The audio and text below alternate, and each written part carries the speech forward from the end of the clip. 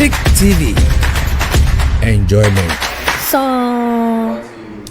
now what for aqua pro asaba betu yen biom di and your mamma Gents Closet ashefo nyina aqua bashonko me gidi se nyame adom obi biara ehonye last week ebetna hanum say per solution edimo bi this weekend so nana ya say me ne counselor jeni bo aten ya di edwan this weekend so one a wode won sema ba besum ye nyina no ye bepe solution na dia ma omu na wotwi a ye remu mempa bo nyina so ene senda akwa ye Monday de nyankopon bebo ye ho ban no beka ye ho na days a aka we ye nim nyankopon ede ye ebetwa mepa chow sendene da edi kan a wo hwe Gents Closet ladies and gents closet ejumedi a ya hyehye se ye de boa ema ene mema wo tu anamo a ohaw ne amane menteme ho asibi ewom de ye nyina ne se mo no masem no ebedan ya yetena se yetoto adwen ye pensem mu ne ya pa solution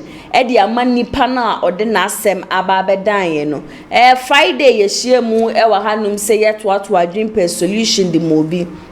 And then so no ye ba be solution e de amo bi nti se ne abre bia na ya se wa meji medwa me kano no by chance we be chance to the video na wa share de ama wunua bi na wa ka cho no so no so nhye mo obi se ye oba se ye be ma e san se mimi de ewom e bia na won so a wo hwe dwumedie no won so wo de ewom. And one thing I really love about Gents Closet and say we don't normally look for solution for the person or the nasem aba beda ye nkwa ye biemu e de mo obi biara nti se bia wo kra no wo for how ni mu anase wadanfo bi fa amane ni mu na se onfa na asem embedan ye ya efutu a abrani abre bia no ye de ma won a wode wasem ebedan ye no wutie bia wankasa hu ni so yes e na se ne enim na oba bia e ho pre ne so obekwa aware sa so e na bema bia nso wo ne ni so se ye dan ya dachi bi no obekwa aware. So there are a lot of things I yesu Gents Closet me pacho nkwa menhwe video no you share it. And then one thing is if you have any knowledge about what we are coming to discuss I will plead with you so say obembo de waje share be for comment section na say e de ama me na say WhatsApp number na e da kasafo ni nso no betumi e de waje share afa honom e de ama me ene me kind the story for today. Hello nana ya sewa, please hide my identity. It was only a day to my wedding when I received a text from a girl who claimed she has been dating my husband to be for the past 6 months. And after going through the text messages, it was enough proof to believe what she said. This is a man I've been dating for 4 years. He cheated on me once with his ex when we started dating. He promised never to do that again. I should have quit the wedding that day, but the mistake I did was to marry him. 2 years after the marriage, I realized he was cheating on me with 2 women. I confronted him and he apologized again. I was pregnant, so I forgave him. He changed and I realized he was no longer cheating. I checked his phone and sees no message. After I gave birth, a friend told me he caught him coming out of a hotel with another girl. I picked his phone one night and realized he was dating about 5 girls. Really? I asked and he started crying and apologizing again. I told him I need a divorce and to my surprise, he said he can't date one woman.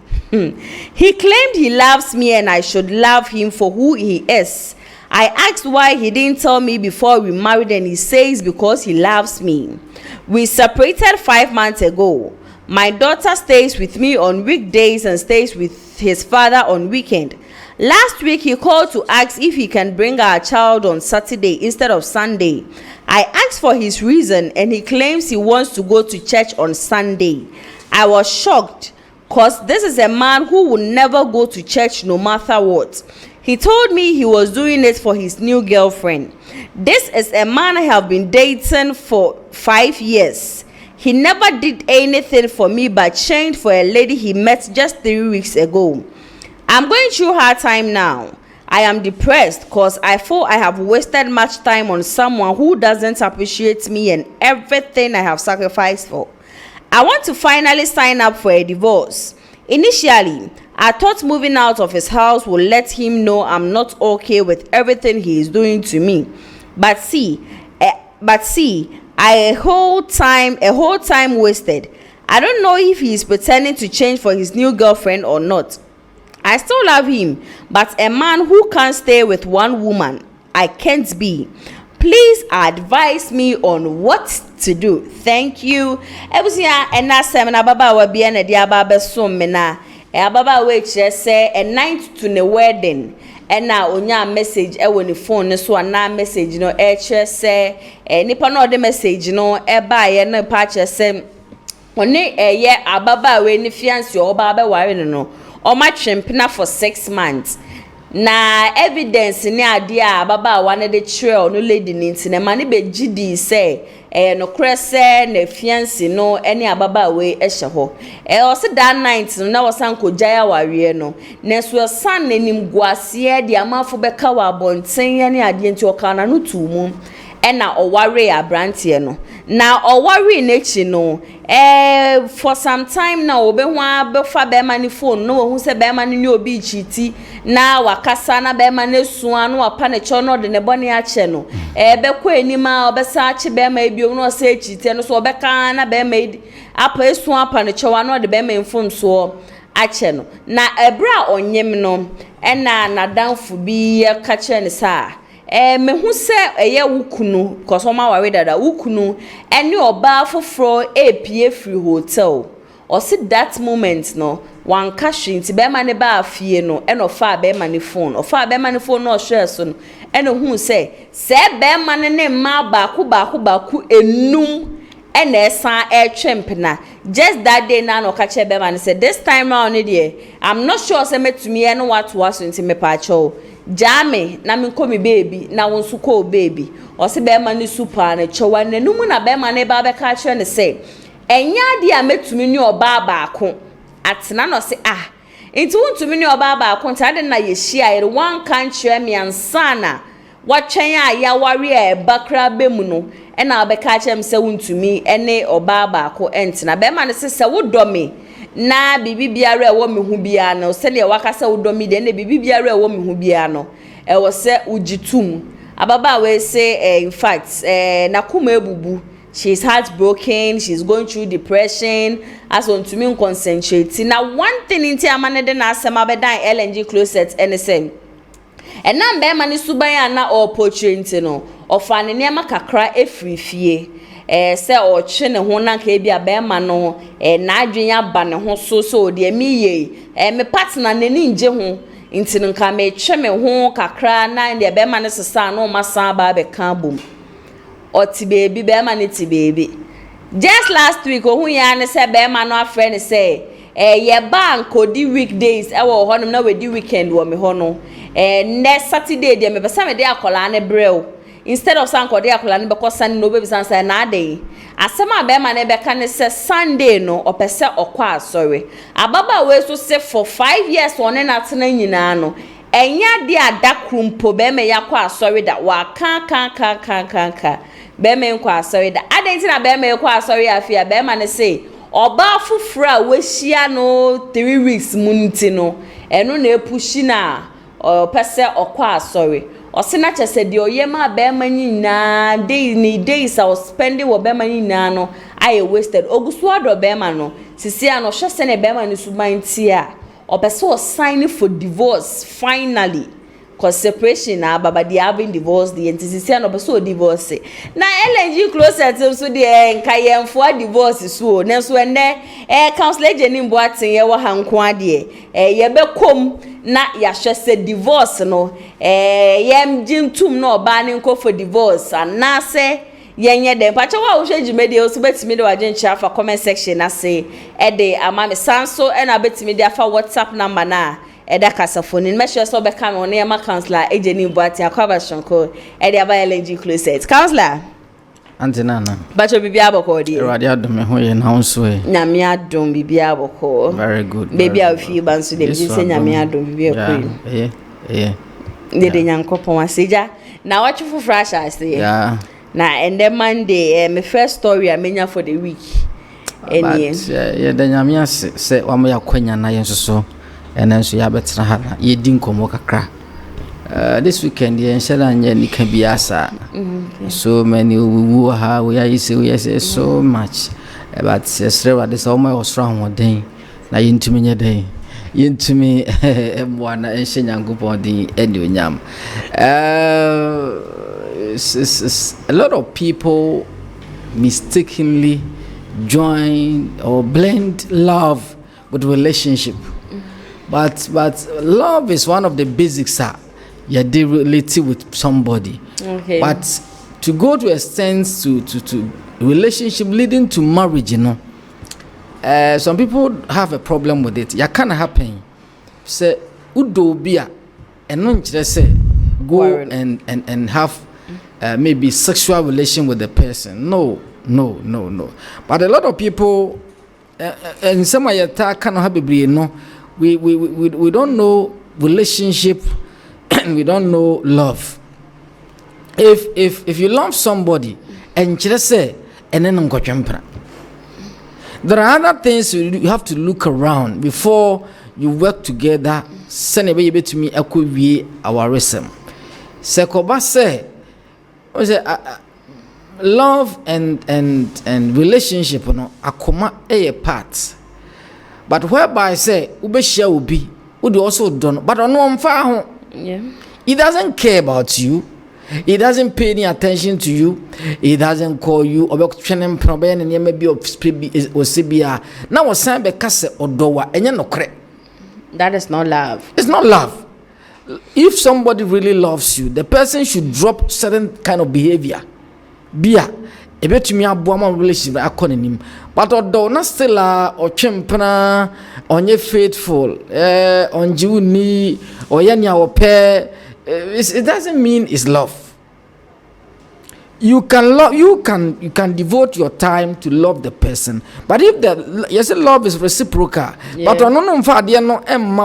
intend to you, don't go further to work with the person.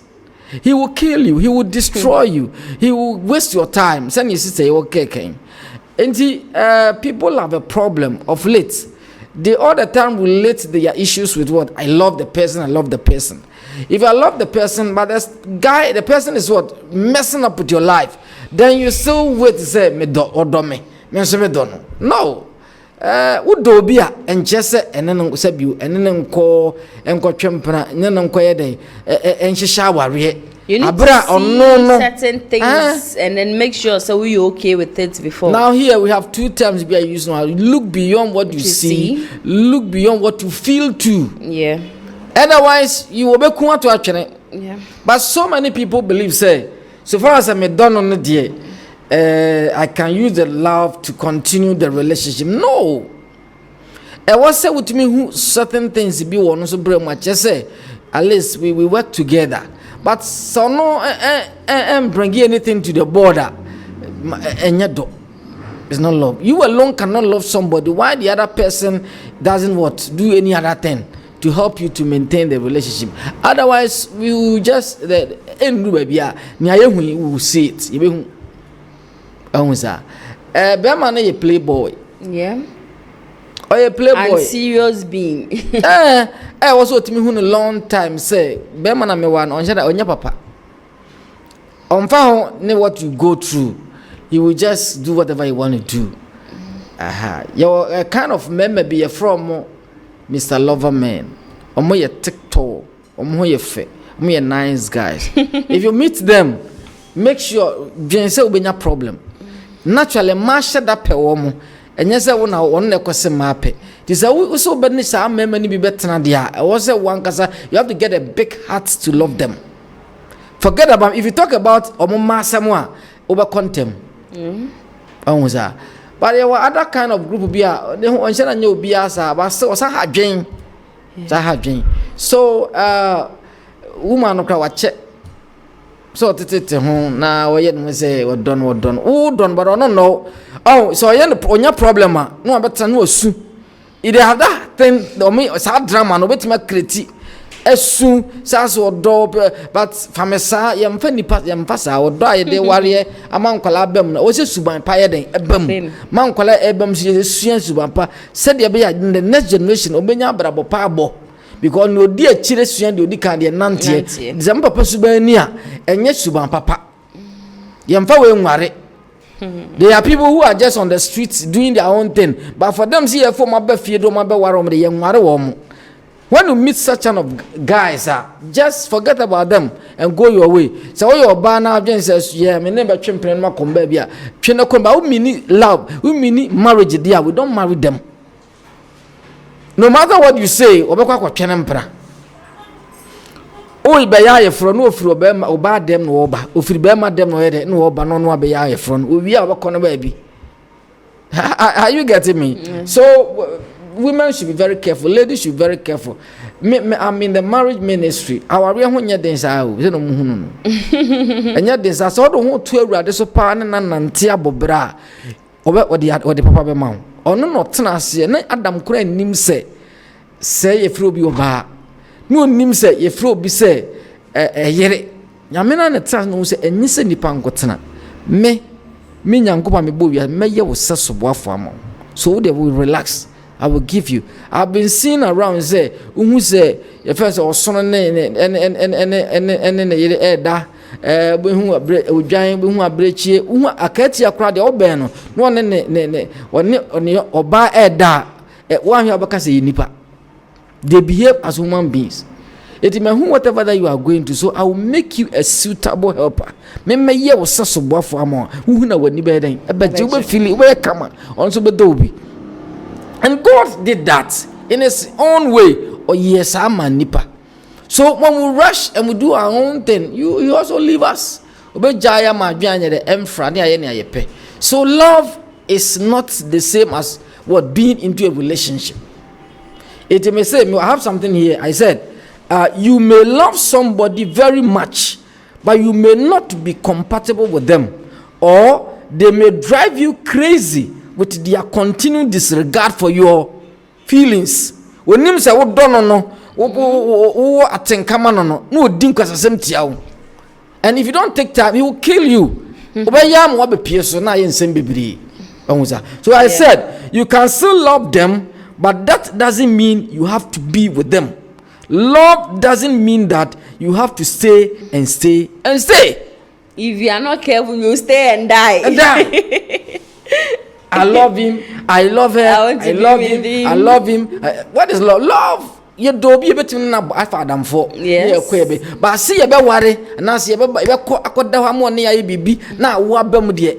Wo hwe ne subanya, ontumi nhwe ba. Wo hwe ne subanya onye papa. Manum fa en fa so mfa wa akwala mabiase e ma akwala ne mebre. So we that is what we want to say.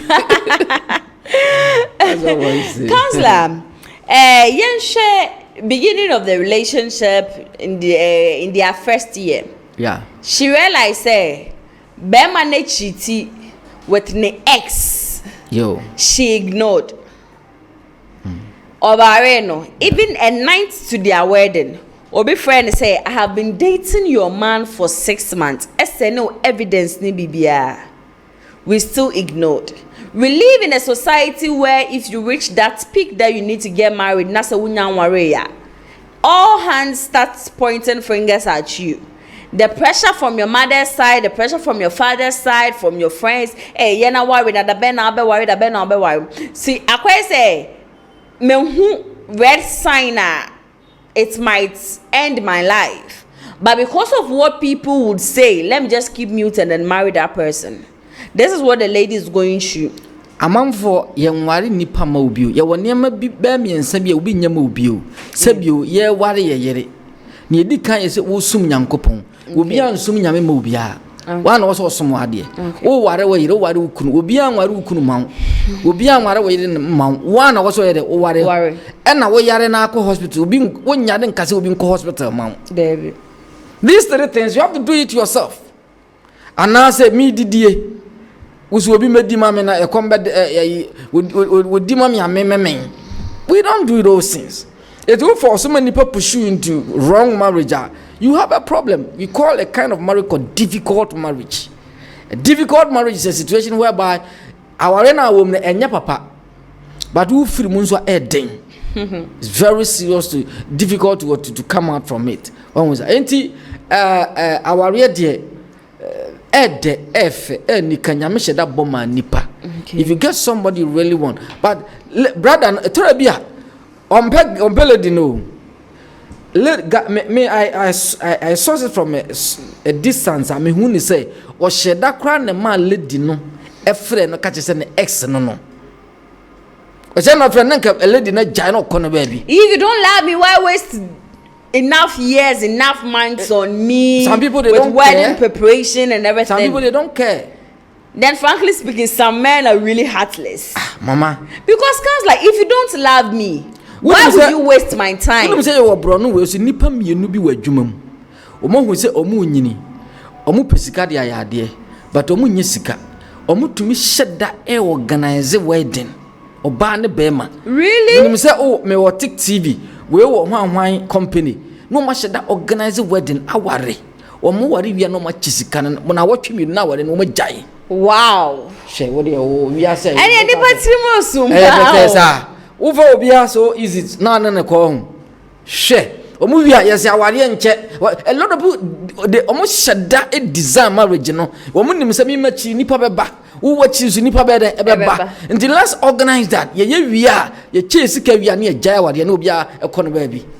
She this time around na nipa ti mo de o sheda e no man this na be a wo call ba bi no anye ne free but lady no e wo heart a wo person ware wo person bobra eye very good but be man na dwene nye papa odi agobe kuna to atwene ompe no be ntina. We don't support divorce, but this is not a nice lady or a nice lady, but be man nye papa.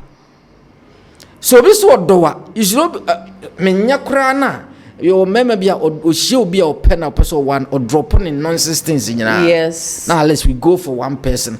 But what she am so number one number bra. Na sir, we say when some who would near my relationship because you know that's so yeah. I talk about it and then you told me I can't stay with one woman. We dated before we got married. You can't say when you need to mature. When you can't stay with one woman, it means you are not mature. You should mature to a certain level. Say you should be able to contain one woman. You should be able to contain one. Now, Counselor,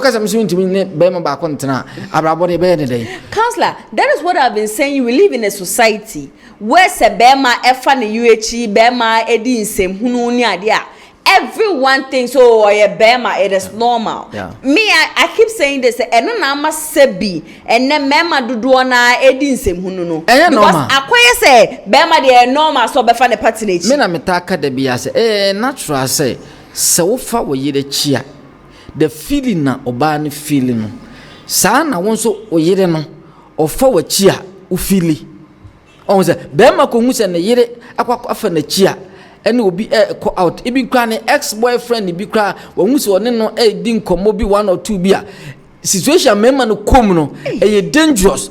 So I'm doing say a man there, say maybe a man cock of February, normal, a man will go just like that. Yes, that shouldn't be the next time I may nip on so what think. Near time crown was a media been called baby, I'm a non quantity. Now one day be crying, say me condon and present me no ye be beer. Bearman and no second can say munu. Say, well, then I could see how we feel by or not the way I German for and I said, but I'm more day. Are you getting me? So please, it's not the papa. Now the papa, we need to change our mindset. It's very serious, and yet that is why a lot of people are out there having their minds go the other way. But they think that we have a Ghana format to a man African format in particular. Most of them, yeah. I'm going say Bema Besheno. Opeso onye sika ebema oba omo mema se bi obibi wo munsam eye me ware bema amana behwe onye oba wo ye na dwuma pa so se pese bema behwe no. When you do that, a member no form take you as for a ride. Maybe I know again say ono na ne bema should be the responsible eye say you're responsible, but I want you to play your role kakra. Anwuza ema ye de ani de de ema ma ye hu se adanti de tim koyo ba bi hu ade me se 100 cedis ba bi kura ba ma bi be ye no hu ade 100 kura na e den ma no e ha no but maybe 5,000 2,000 20,000 100 and come be ma no nani jiso be ye ne sa we should upgrade our system no ya upgrade your lifestyle kakra onwuza nem ye ma ni die nya den me se ma ni nyina se bi o mo to mo bo ase nka mbom se ma kura edos se ma be ma edu time wo be ware na hu se ma ho den because oba wo fan de na kotrafi as oba na me na tena aware no aye me maame na me na bobra enye bete. A lot of people are out there just giving themselves certain things, and that is why member nenya kwan omudi sansem ye kan ma nipa mienu ne wo wiase oba ne bema oba ne bema ye wo fie ye wo wiase bema no emfiri ne yide chinkonkofa sabio edua na boa bekofa ne yonko ba oba ye na mema ka jo se me wo ye nti mempewa so be pen be aten boka be sa ko ne yire ho but he obe fan o yi ne yire chi no akọ oba afro no oba na accept no yes sugar daddy so no nti ye ho abro e na mema na nya sa ade na omo esom so bia e bo no so ukwa abro chanti nya sa nsem ni udi ago obutu akum sanko sesem na wudi no so please let's all wise up and make a place a better place for us to stay in and to dwell in, because oyo nipa oyo me se adi nipa ewiase niema kakraka nyame bonya ne ni gye ho ye nipa ni ntia wamfa wiase nyina ma bonsam no de ma nipa ye ha onyina no ye problem nyina no Satan ye ne ya se adenti ene nyame edi wiase kakraka we. Satan has a problem ne envy ba ko opa ne se nipa wo flesh nipa san was spirit, but Satan only flesh but he has only spirit. It is our entity de kura na nipa wo no e ha no they have first can be breso e de awure nipa mu. And if you want to work on this earth, you need to come out as a human being, as a flesh man like this, and say what you are operating on this earth. He is using a lot of men to destroy innocent people on this earth.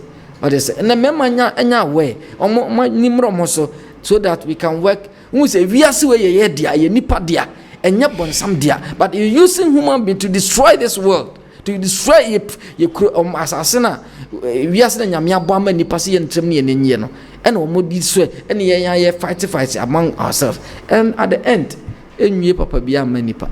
We have to come back to ourselves and say we are ye dia Satan, you can't use us to destroy this world, but they don't understand it. I just say, "Omo kwasoro kra ye ne ayo mo nyama basa abrante won ne kwasoro kama ba we di agroba wi usisi a ba wi wa yo kase I just say brother sister brother Christian sister obe ye obasa udo nim se unu abandam fo na won ne kona ne ba at least youth leader and sa we di agroba wi usisi then is say udi agro na ebe fa Dennis is a nice man. Oh, Counselor Dennis. Ude yefe no ni si ho no manza. Dennis e ka say ya ka da asem ahwa na yenso ejubedi e so Counselor. Oba ne chere say na danfo na eti ho chere ne say me hu kunu say oni obi foforo APA free hotel.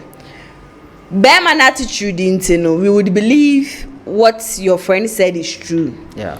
But ye wonam fufu bebre a ebia na ware a wote ho no o mani nje ho. Yeah. Obafro na me hu kunu wa ha o, na me hu kunu wa ha o, na me hu kunu wa ha o. And then most of we ladies no ye rush very much to act towards what someone is saying. Yeah. For all you know no ebi kwa na no kra bia ni asama na nipa no air come. Me ba say ye dey ene etu Emma, ye invite your friends into a relationship. Obi eni hono ma ne de ote ho ye. No one is perfect in this world. Yeah. Me menya na ka wadanfo ni mpo kano. Oh, me dase. Me you end there. But some would go the extra mile. Oh, me kunu de sa not yo. Mache no. Obi hono ma ne kunya pie free gate ano de ehia no. Unu oba no koye dem hotel. Yeah. Oh, but see on crofobia no shedda etue sika e ma taxi drivers bi e monitor mo kunu. Oh, come on, any man be way problem. Shedda monitor brano tu free efiri fia no nzo tu ne de bedi na chia kudu adwumam no akope ba bia hange opie so okọ breaker wachen baby okọ break nyina okọ breaker no wadi na chia akope ba bi it will be whatever is going obe monitor na but emwa wudi agura be wintem and so what we watching we are na we jai no na asese opeso jana na ko be anyway we see fuel we see sika kwa mfaso bi ani so jai nipa no nya ne freedom no mo no bra nyame bo conscience to obi atrim wonu ankasa nyusu na dwene mfa mo no bra se ne be ya abrabo no so pa you behave well what I say ena wo mo a yemfa nya wo mo no mo keka no wetime akum obi ba straight way seriously I met your husband. It's not necessary. Nyansa na omunni. Unim nyansa na oye yesa. Obi do na yire. Marriage is about a matter of heart too, and love is also goes with heart. It is a way yesa. You can kill somebody unknowingly. Obi a ni BP wasra. Obi ede ne ho nyina mani kunu. Ne ho nyina ma na yire. Sa na nka nyame yese ye nye no. But we are say akoya nwona ntina enne ye kasa o ye kakra no ye wi kakra onwu sa se ne be ya BBC kura enhyi ubebrebe onwu sa but this is what is going on eti ye tufu bebre say yesre ho nhia faso emwa wo obia emfa nyaaw se kokoye yesa o ta kasa achem krofo yi no na opie na wo he won so ko he so go ahead and hotel but basically nyame naturally we are each other's what keeper. Ya nyamia sheda eyi ye hu nyina mama ye ho se ne be ya ye betumi ayede aboy ye ho bra na ye tumi aboy ye ho ban eti obi a ukobia somebody somewhere knows you go and meet somebody ohia na ne botaye ne se nyame de saa eboy ye ho ban se ne be ya wonya de boni bia entia your life one kasa your life. Because when you go extra mile to do other things, it will be any one more. It goes against your flesh, it goes against your spirit and your God's too. Yeah, until nyame am adi nipa twa ho ahia omoboy ho ban se ne be ya etu bo hu se to bia okoba bia bin so bia ni no koshi obi odi no to prick you say and say me ye bone a ebia obutu se ka wodi me ye bone a ke ne se ne ma be hye ye ta kasa da. Yeah, all these things is God's intention to help us so that we live well to glorify God. Yeah. So with this, I quite remember one time my pastor was preaching and he was like, "Nadam fubi fi Accra, ebai, inti obai no say one no fi akwento most times no bomb better hotel near there. Inti right after church na oko hotel honum say okwa kusra nadam for na waba no. Inti owie ye na nadam for no ebeja no.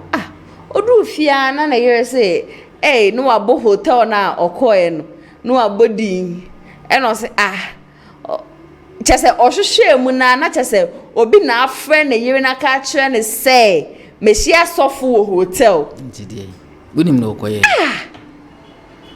iti imagine say ne yere enim ni ye ne yere engine ndia aka the moment oba fie na yere de ehia no na ehia no na woko so mess na de na de aba winim no koye winim obi baby obi kokoye and they will pay free hotel say ken obi ehun ni say go di bone but that's hotel nyesa na tie and there's so many programs in the course of conferences or other things you meet your clients and others your microphone no afi no mo share juma ase it's easy to get a hotel to go and sit there or maybe a restaurant to sit there and receive your guests more than say now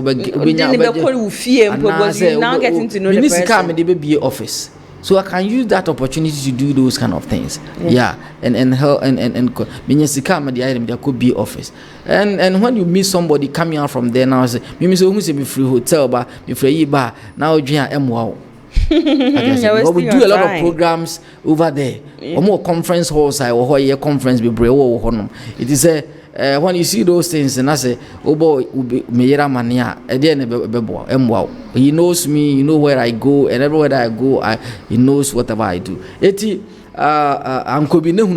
they should forget about this. If ubi any ekunu eya de bonnet, yes, I could be level beer. Say, what could say also be kun?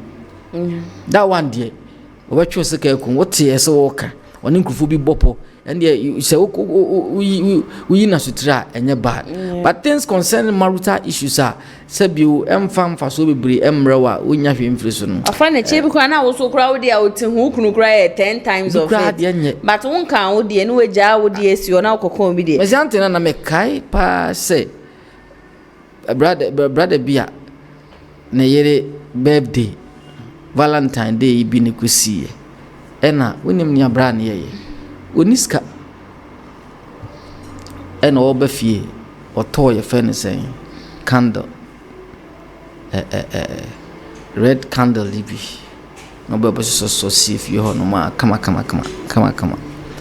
ena ba ko ekofie ho ena was o na ni ne Valentine kokohwe nya bra yi atumi aye den aye ama na yere kama onzu ko fie no ko fie ko hunu ye no ni kunu enzo ni bibia ni ho onza ena ono so no wamfana mpie wamfana anye hwe no ne to no mudidiri nkoma ena ka tse yesisika na nipa obi minisika o chese we kakra bi na mtimi ye de eye wo fie ho no ka wono nko a na nka mede na but lady na ni age eno bibi but we no firi ho no o de kwakobo ne kunbi sobo what I say enti abujanfo ohu obi dia to boase take your time and work with it so they be at least ye nyina ye mpasum bie ma obia na obia yeah. Counselor, yes, sorry, sweet. Do you think say Bearman no was sankasa since say what shall say quite sorry as we should be 3 weeks? Do you think say Bearman has really changed? Unya wari.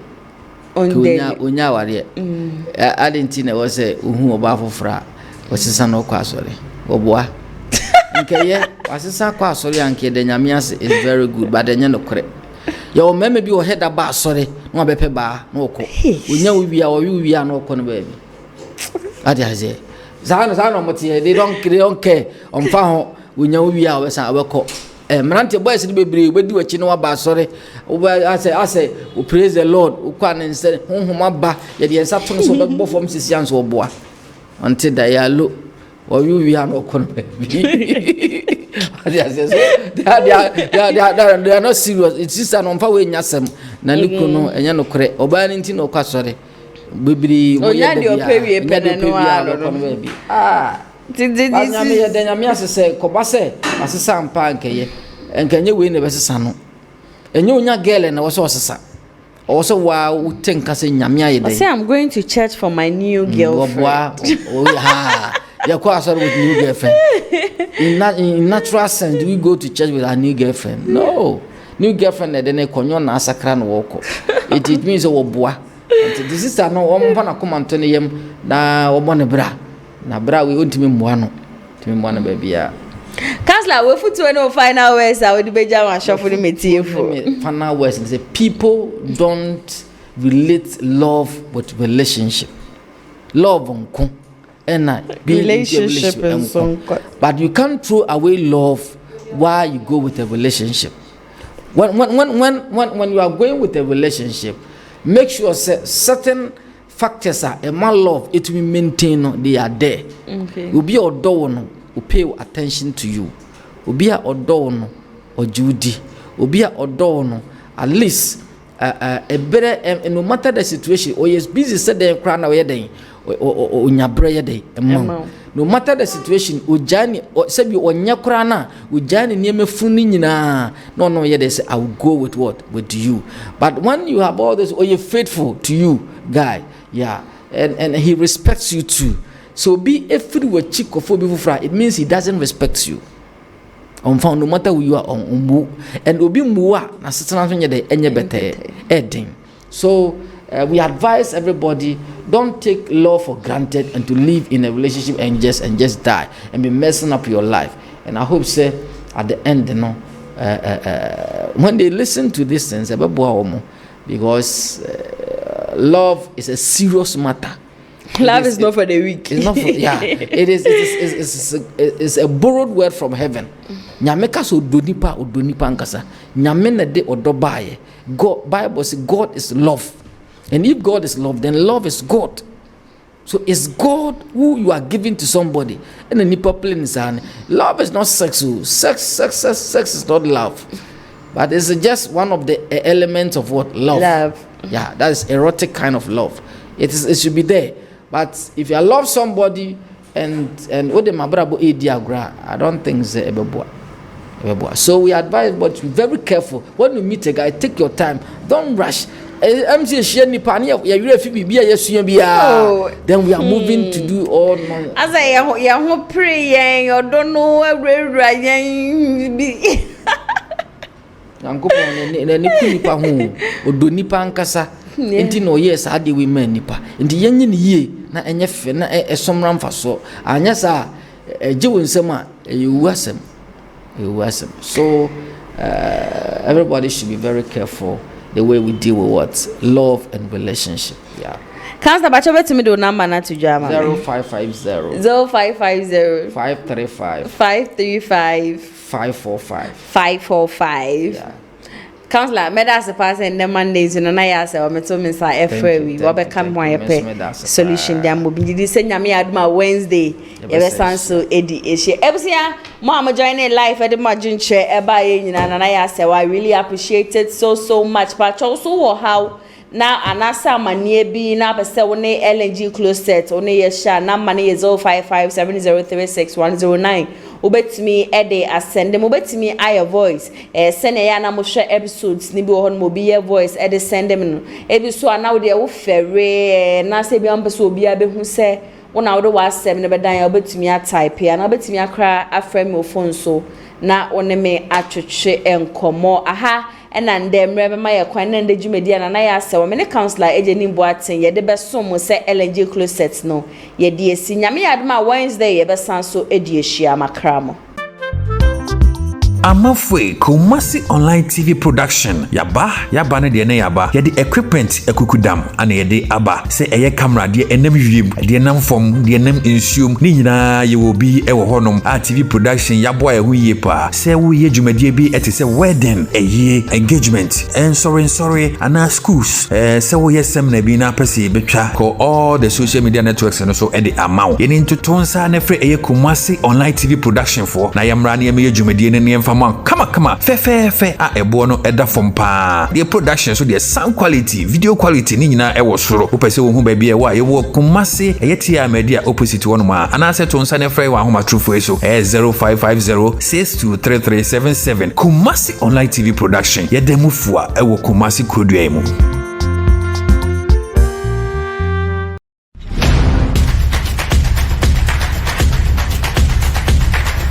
Tick TV. Enjoyment. so